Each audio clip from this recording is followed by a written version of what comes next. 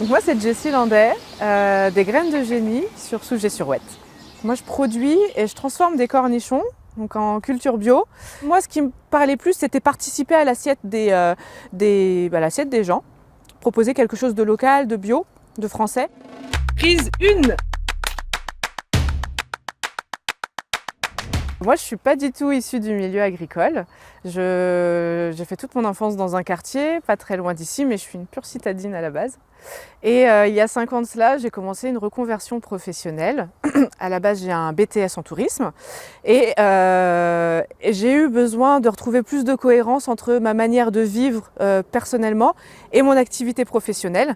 Et l'agriculture était pour moi un des meilleurs moyens d'entrer en action pour faire quelque chose qui me paraissait plus juste.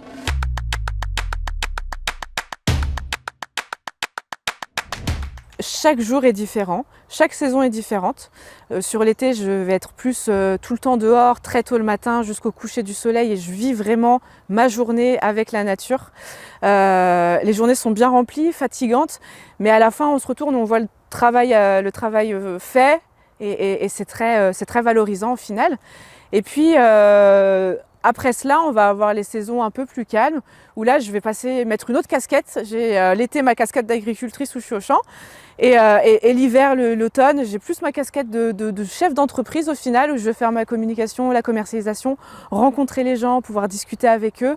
Ce qui fait que mon année est très rythmée, mes journées sont très rythmées, et au final, ma vie est très remplie.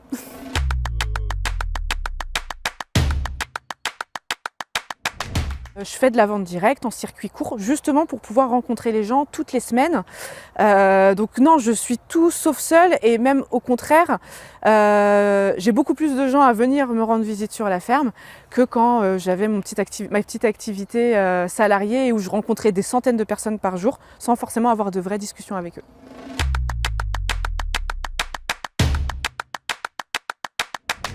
J'ai pu sentir en fait de la différence dans le regard des autres, dans le sens où on peut se sentir jugé moins légitime qu'un homme à se lancer en agriculture, à avoir des terres, etc. Mais ça ne tient que à celui à qui appartient le regard. C'est vrai que en tant que femme, on fait face à plein de petites injustices comme ça au quotidien, et si on s'arrête à ça, on ne fait plus rien. Donc ce qui est important de se dire, c'est que moi j'ai envie d'être là, j'ai envie de faire ça maintenant, aujourd'hui, et à part moi-même, il n'y a personne d'autre qui peut me dire si je suis légitime ou pas à le faire.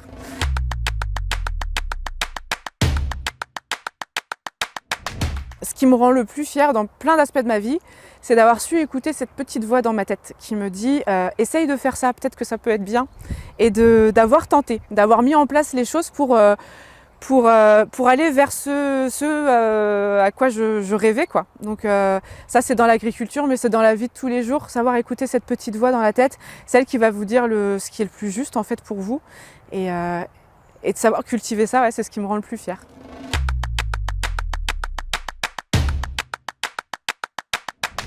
C'est des choses à mettre en place. Est-ce que c'est compliqué? Je pourrais dire que oui, parce que ça demande un effort.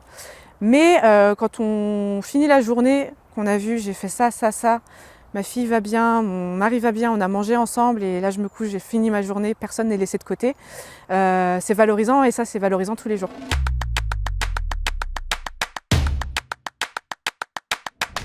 Ce que j'aimerais dire à une jeune femme ou à une femme qui a l'idée de se lancer dans le milieu agricole mais qui n'ose pas forcément, c'est ose.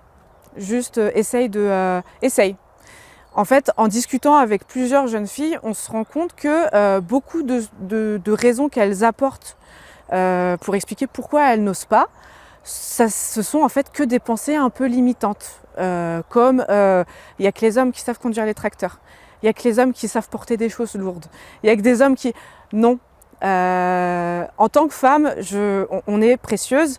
Et on est aussi très très forte. J'ai cette conviction que on passe par des choses tous les jours où un homme pourrait se dire « Ah ouais, moi je pourrais pas faire ça ».